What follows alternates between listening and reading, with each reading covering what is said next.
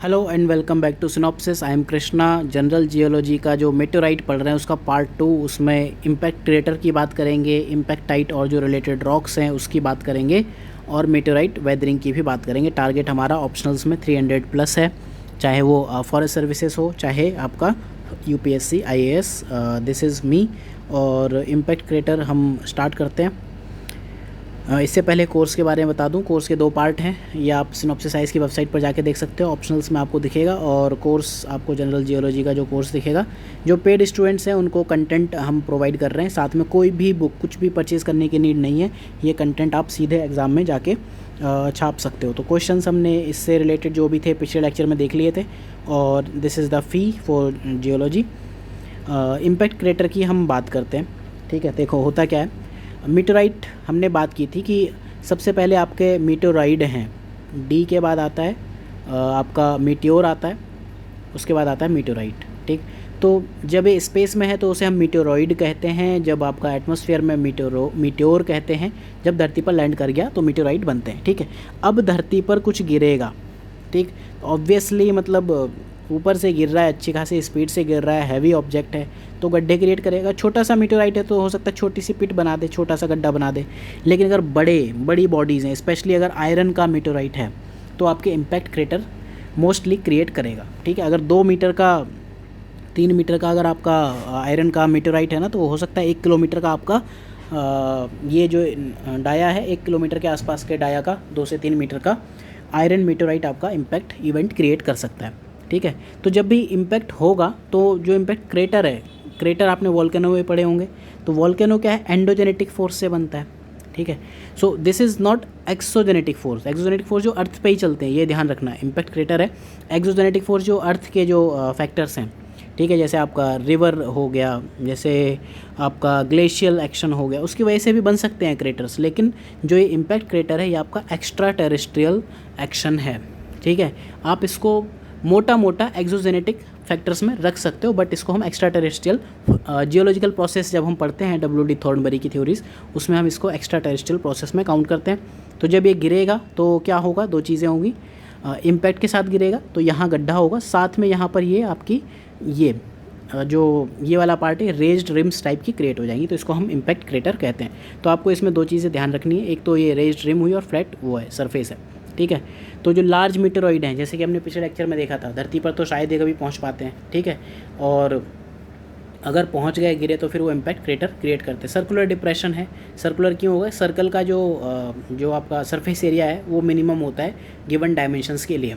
ठीक है, तो सर्कुलर डिप्रेशन होता है। Solid body in the universe, जरूरी नहीं कि अर्थ के ऊपर गिर रहा है, किसी भी बॉडी पर गिर सकते हैं, किसी भी सॉलिड बॉडी पर।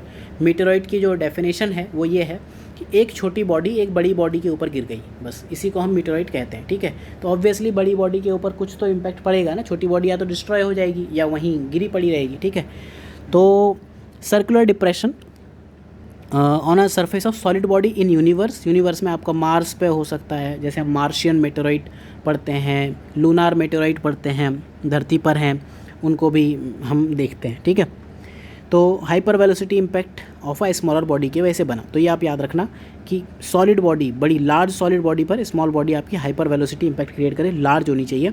तो मतलब बॉडी बहुत छोटी नहीं, सिग्निफिकेंटली लार्ज होनी चाहिए, तब जाकर वो आपका इम्पैक्ट क्रेटर क्रिएट करेगा। डोमिनेंट जोग्राफिक फीचर्स हैं जो छोटी बॉडीज़ हैं। ठीक है, मतलब आपका अगर छोटा मून है या वो कुछ है तो वहाँ तो ऑब्वियसली डोमिनेंट फीचर्स मिलेंगे। जैसे मून है, मून पर आपको कई बार दिखता है ना चांद में दाग हैं, वो दाग कुछ और नहीं है, वो GK गिलबर्ट ने ये कहा है कि जो दाग हैं moons crater were formed by large asteroid impact. ये GK गिलबर्ट ने 1893 में कहा था, और रॉल्फ बदाविन ने बाल्डविन 1949 में कहा था कि मोस्टली इम्पैक्ट ओरिजिन के थे। तो ये ध्यान रखना कि जो भी छोटे बॉडीज़ हैं, सेलेस्टियल बॉडीज़ हैं, चाहे एस्टेरॉयड हो, चाहे मून हो, मरकरी हो, कैलिस्टो हो, वहाँ पर ये डोमिनेंट ज्योग्राफिक फीचर होते हैं। और साथ में अगर आपका वहाँ पर एटमॉस्फेयर एब्सेंट है, ठीक है, जैसे कि हमने मार्स में देखा और मून में देखा, ठीक है, तो वहाँ भी डोमिनेंट फीचर्स होंगे। लेकिन अगर आपका एटमॉस्फेयर भी है और साथ में कुछ एक्टिव जियोलॉजिकल प्रोसेस हैं, जैसे रिवर हुआ, ग्लेशियर हुआ, कास्ट, ये सब जो 6 टाइप के जियोलॉजिकल फीचर्स हैं, अगर वो प्रेजेंट हैं तो फिर ये कम कॉमन होंगे, क्योंकि वेदरिंग वगैरह हो जाएगी, इरोडेड हो जाएंगे या वो बरीड हो जाएंगे या फिर ट्रांसफॉर्म हो जाएंगे प्लेट टेक्टोनिक की वजह से, जैसे अर्थ, वीनस, मार्स, इन सब में ये सब चीज़ें होंगी। ठीक है, मार्स पर इनिशियली बड़ा बनेगा क्योंकि एटमॉस्फेयर मिसिंग है, लेकिन विद टाइम क्या है उसकी भी वेदरिंग वगैरह हो जाएगी, वहाँ जियोलॉजिकल प्रोसेस अच्छे खासे एक्टिव है। रेज्ड रिम्स होंगे, फ्लोर्स होंगे, जैसे हमने फिगर में देखा था, फ्लोर है लोअर इन एलिवेशन होगा और सराउंडिंग टेरेशन से उसकी जो भी एलिवेशन है कम ही होगी। ठीक है, अब जो इनमें दिक्कत होती है जब इनको आइडेंटिफाई करोगे, अब आपको एक गड्ढा दिखा, ठीक है, आपको नहीं पता, एक जियोलॉजिस्ट की दिक्कत क्या होती है, उसको एक लोकेशन दिख गई, ठीक है, अभी मैं आपको बता दूं कि हाँ ये इसकी वजह से बना है, तो आपने कह दिया कि हाँ ये मेटेओराइट इम्पैक्ट से बना है। कई हज़ारों अरबों करोड़ों अरबों साल की जो कहानी है, वहाँ आपको एक गड्ढा दिखा, आप कैसे उसको डिस्टिंग्विश कर लोगे कि ये आपका इम्पैक्ट क्रेटर है या फिर आपका वॉल्केनो से बना है या किसी और प्रोसेस से बना है। ठीक है, तो इनको बाकी से कंफ्यूज हो सकते हो आप, कैल्डेरा से कंफ्यूज हो सकते हो, सिंक होल, ग्लेशियल सर्क जो होते हैं उनसे आप कंफ्यूज हो सकते हो। ठीक है, अर्थ का जो एक्टिव सरफेस प्रोसेस है वो आपका क्विकली डिस्ट्रॉय कर देता है इम्पैक्ट रिकॉर्ड को, फिर भी लगभग 200 के आसपास जो क्रेटर्स हैं आइडेंटिफाई किए गए हैं। ठीक है, और जो इनकी एज है आज की एज से लेके इनफैक्ट 2 बिलियन ईयर्स तक के पुराने हैं, और ज़्यादातर आपके 500 मिलियन ईयर्स ओल्ड के हैं। डब्ल्यू डी थॉर्नबरी की जो थ्योरी है कि अर्थ के जो भी आपके स्ट्रक्चर्स हैं not more than tertiary, most of them आपका जो लेटेस्ट है टर्शरी टाइम की है। तो डब्ल्यू डी थॉर्नबरी की जो हम थ्योरी पढ़ते हैं उसमें ये भी एक उसका आप एग्जांपल दे सकते हो। अंडर सी क्रेटर्स भी मिलते हैं, बट उनको आप कैसे ही आप उनको ढूंढोगे, काफ़ी टाइम लगता है। ठीक है, एक एरिज़ोना डेजर्ट है, वहाँ पर आपको एक मेटेओराइट का क्रेटर मिलता है, बारिंजर मेटेओराइट क्रेटर। ये काफ़ी बड़ा है, 1 किलोमीटर साइज़ है इसका, 50 मीटर का ही एक छोटी बॉडी। देखो 50 मीटर की बॉडी ने 1 किलोमीटर का जो ये है इम्पैक्ट क्रेटर है वो क्रिएट किया। बस था क्या जो क्रेटर था, आयरन निकल मेटल था, तो ये याद रखना आयरन निकल ये आपके बड़े क्रेटर बनाएंगे आसानी से, ज़्यादातर आपको आयरन निकल के मिलेंगे, स्टोन वाले कम मिलेंगे। और ये जो ये वाला है एरिज़ोना वाला बेस्ट प्रिजर्व्ड इम्पैक्ट क्रेटर है आज तक का। ठीक है, इम्पैक्टाइट की अगर हम बात करें, इम्पैक्टाइट एक जो ये इट इस type of rock associated with impact structure और क्रेटर। ठीक है, जब भी जो इम्पैक्टर गिरेगा तो वहाँ भी मेल्टिंग क्रिएट करेगा, वहाँ की रॉक का जो स्ट्रक्चर है वो चेंज करेगा, मेल्टिंग होगी तो ग्लासी टाइप स्ट्रक्चर बनेगी। ठीक है, उसे क्रेटर ग्लास कहते हैं हम लोग। ठीक है, और ये मेल्टिंग ऑफ नेटिव रॉक से बनती है। ठीक है, टेक्टाइट जो प्रोसेस है, टेक्टाइट रॉक है, ये भी रॉक्स हैं, ये एग्ज़ाम में पूछा हुआ भी है। ठीक है, तो टेक्टाइट भी आपका एक अनदर नेचुरल ग्लासी ऑब्जेक्ट है, जैसे इम्पैक्टाइट है वैसे ये भी है, मेल्टिंग से ही बनता है, लेकिन इनको अभी कम समझा गया। टेक्टाइट को हम एडवांस लेक्चर में थोड़ा और समझेंगे इसके बारे में डिटेल में। ठीक है, लेकिन ठीक है, इम्पैक्टाइट और टेक्टाइट 2 तरह की रॉक्स बनती हैं। ठीक, तो इम्पैक्ट क्रेटर के बारे में अगर आपसे पूछे तो इतना लिखना बहुत है, एग्ज़ाम में इतना लिख दो, या तो इसमें देखो इम्पैक्ट क्रेटर पूछ लेगा पहली चीज़, या फिर जो दूसरा क्वेश्चन पूछ सकता है, मतलब इसको डब्ल्यू डी थॉर्नबरी की थ्योरी के कॉन्सेप्ट में पूछ सकता है कि जो उनका जो थ्योरी है कि जियोलॉजिकल प्रोसेस वाली थ्योरी और प्रोसेस कंट्रोल अप्रोच जिसे हम कहते हैं, और जो टाइम वाली कि मोस्ट ऑफ द जो सरफेस है वो आपकी टर्शरी के आसपास की है, वो जो थ्योरीज़ हैं उस कॉन्टेक्स्ट में पूछ सकता है कि वो कैसे मेटेओराइट की जो जर्नी है या इम्पैक्ट क्रेटर है उससे एसोसिएटेड है। या फिर तीसरा क्वेश्चन इसमें स्ट्रक्चर पूछेगा, इसमें आपको रेज, ट्रिम और फ्लोर का एक्सप्लेन करना पड़ेगा। अपार्ट फ्रॉम दैट आपको जो इसमें क्वेश्चंस पूछे हैं वो यही पूछेगा कि इम्पैक्टाइट और टेक्टाइट के बारे में पूछेगा। ठीक है, अगला टॉपिक देखते हैं हम, मेटेओराइट वेदरिंग। जैसे कि हमने बात की टेरेस्ट्रियल अल्ट्रेशन ऑफ मेटेओराइट को ही हम वेदरिंग कहते हैं। ठीक है, और वेदरिंग होगी ही होगी। ज़्यादातर जो मेटेओराइट हैं ओल्ड टाइम से लेकर पैदा हुए हैं। ठीक है, तो यहाँ तक कि अगर आप इनकी बात करो तो मतलब लगभग ओल्डेस्ट मटेरियल अवेलेबल हैं जो आपके प्लेनेट पर हैं।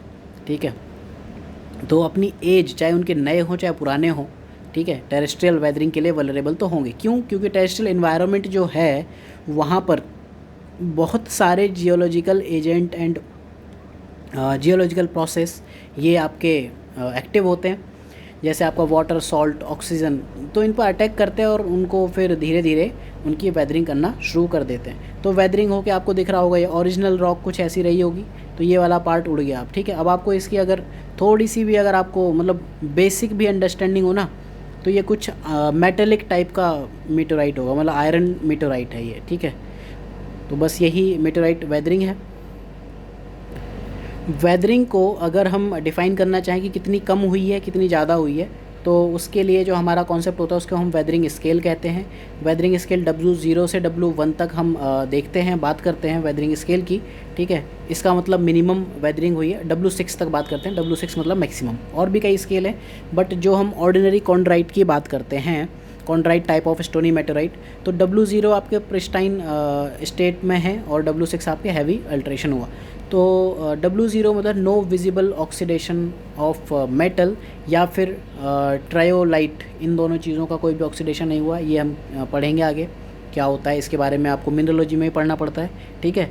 और जो रिसेंटली मेटेराइट्स हैं वो इस ग्रेड में होते हैं, हालांकि W1 वाले भी कई बार रिसेंटली फॉल मेटेराइट को हम W1 कैटेगरी में भी रख देते हैं, ठीक है। W6 में क्या होता है कि मतलब सिलिकेट्स रिप्लेस हो जाते हैं क्ले मिनरल और उनके ऑक्साइड से, ठीक है। तो ये हुआ वेदरिंग स्केल के बारे में। अब जो हम एडवांस लेक्चर पढ़ेंगे उसमें हम पढ़ेंगे क्लासिफिकेशन ऑफ मेटेराइट। तो एडवांस लेक्चर का मैं आपको कंटेंट बता देता हूँ, देखो क्या क्या पढ़ने वाले हैं उसमें हम। यहाँ तक हम कवर कर चुके हैं, पीछे तक। क्लासिफिकेशन ऑफ मेटेराइट ये पढ़ेंगे। आयरन मेटेराइट, स्टोनी आयरन मेटेराइट क्या होते हैं, मिक्स होता आयरन स्टोन और स्टोनी आयरन, तो ये तीन हम पढ़ेंगे। देन कॉन्ड्राइट और एकॉन्ड्राइट पढ़ेंगे, ये स्टोनी मेटेराइट हैं। देन फॉसिल मेटेराइट, इनकी हम बात करेंगे। थोड़ा सा इसका एक ब्रीफ आइडिया ले लेते हैं कि उस लेक्चर में क्या क्या होने वाला है। हम स्टोनी मेटेराइट पढ़ेंगे, आयरन मेटेराइट और इन दोनों के मिक्सचर से बनते हैं जो, इनकी बात करेंगे, ठीक है। और फिर एक मॉडर्न क्लासिफिकेशन भी देखेंगे जो कि आपका इस बेस पर नहीं है, उसमें कई सारे फैक्टर, कंपोजिशन, केमिकल और आइसोटोपिक स्ट्रक्चर, मिनरोलॉजी इसको लेकर किया जाता है। माइक्रो मेटेराइट भी मॉडर्न क्लासिफिकेशन में होते हैं जो मतलब जिनकी डायमेंशन 2 mm से भी कम है। और एक्स्ट्रा टेरेस्ट्रियल मेटेराइट वो होते हैं जो धरती पर नहीं गिरे हैं, ठीक है, किसी और सेलेस्टियल बॉडी पर गिर गए हैं, ठीक है। नाम से कंफ्यूज मत हो जाना, कहीं आपको एक्स्ट्रा टेरेस्ट्रियल मेटेराइट धरती पर आ गया तो सारे मेटेराइट ही आपके टेरेस्ट्रियल हैं, ऐसा नहीं है। धरती पर गिरा तो उसको हम टेरेस्ट्रियल मेटेराइट कहेंगे, मून पर गिरा तो हमारे लिए तो एक्स्ट्रा टेरेस्ट्रियल मेटेराइट हो गया। तो अगले लेक्चर में हम इनको देखेंगे और स्टोनी मेटेराइट के टाइप देखेंगे। आयरन, इनके भी कुछ और टाइप्स देखेंगे जो भी इंपॉर्टेंट टाइप्स हैं। आपको जो कुछ क्लासिफिकेशंस मुझे लगेगा आप याद कर सकते हो और एग्ज़ाम में आप लिख सकते हो गिवन टाइम ड्यूरेशन में, उनकी हम बात कर लेंगे। तो ये लेक्चर यहीं तक, आप ज्वाइन करना चाहो तो सिनॉप्सिस IAS का जो पेड पोर्टल है वहाँ आप देख सकते हो। Apart from that this is the group Telegram channel sign IAS geography optional के लिए, और this is for geology optional. Krishna geology से आप सर्च कर लेना, मिल जाएगा। सिनॉप्सिस IAS जियोलॉजी से भी सर्च कर सकते हो। So thank you for watching, have a good day.